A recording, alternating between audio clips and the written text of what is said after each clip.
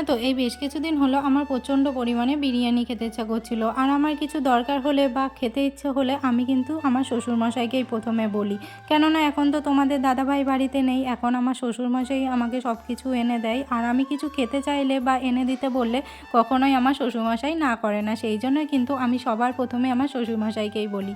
দেখো, যেই না বললাম যে আমার খেতে ইচ্ছা করছে, উনি কিন্তু সঙ্গে সঙ্গে বাজার থেকে আমাকে সব কিছু এনে দিয়েছিলেন। তারপরেই কিন্তু আমি এখানে বিরিয়ানি রান্না চাপিয়ে দিয়েছিলাম। এই যে আমার 3-4 মাস বিয়ে হয়েছে, 3-4 মাসে কিন্তু এই প্রথমবার আমি শ্বশুরবাড়িতে বিরিয়ানি বানাচ্ছি।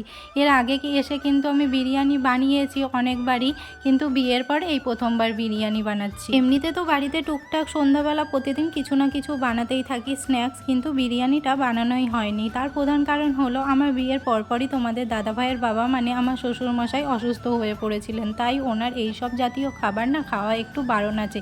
সেই কারণে আর সাহস করে বলে উঠতে পারি না। আর আমার খেতে ইচ্ছা হলেই তো হবে না, সবাই খাই, সবাইকে ফেলে আমি কীভাবেই বা খাবো, সেই কারণে আর বলে উঠতে পারি না। এখন যেহেতু উনি একটু সুস্থ আছে, সেই কারণে আজ বললাম যে আমার খেতে ইচ্ছা করছে। যাই বলো না কেন, আমি কিন্তু ভাগ্য করে একটা শ্বশুরমশাই পেয়েছি যার কাছে আবদার করলে আজ পর্যন্ত না শুনতে হয়নি। সব আবদারই কিন্তু আমার পূরণ করার চেষ্টা করে। এদিকে তোমাদের সঙ্গে বকবক করতে করতে আমার কিন্তু রান্না প্রায় হাফ কমপ্লিটই হয়ে গেছে। এদিকে দেখো, আমি কিন্তু ভাতটা করে নিয়েছি গ্যাসে, আর উনুনে কিন্তু শাশুড়ি মা ওইদিকে মাংসটা বানিয়ে দিচ্ছিল যাতে একটু তাড়াতাড়ি হয়ে যায়। তারপরে ভাতটা করে নিয়ে আমি চলে গিয়েছিলাম স্নান করতে।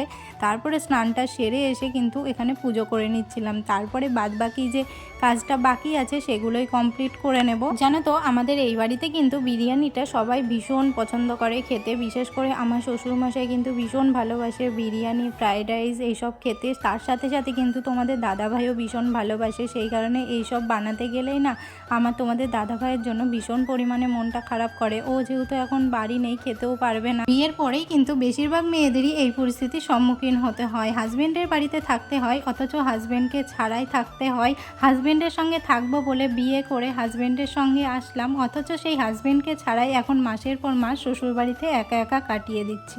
সত্যি মেয়েদের কপালটা একবার ভেবে দেখো তো, কি একটা পরিস্থিতিতে পড়তে হয় মেয়েদেরকে। লাভ ম্যারেজ হলে তাও তো একরকম হয়, পরিবারের সঙ্গে আগে থেকে চেনা জানা থাকে, কিন্তু যাদের অ্যারেঞ্জ ম্যারেজ হয় তাদের কথা একবার ভেবে দেখো তো, যাদেরকে চেনে না জানে না তাদের সঙ্গে মাসের পর মাস কিভাবে কাটিয়ে দেয়। সত্যি বলতে হাজব্যান্ডের সঙ্গে থাকার জন্য কিন্তু ভাগ্যের প্রয়োজন হয়। যাই হোক, এসব কথা না হয় বাদই দিলাম। এখন কিন্তু আমার রান্না বান্না কমপ্লিট হয়ে গেছে। আর দেখো, শ্বশুরমশাইকে খেতে দিয়ে দিয়েছি। আমার শ্বশুরমশাই একটু আগে খেয়ে নেয়, কারণ ওনার এখনও পর্যন্ত ওষুধ চলছে, উনি যেহেতু অসুস্থ ছিলেন সেই কারণে।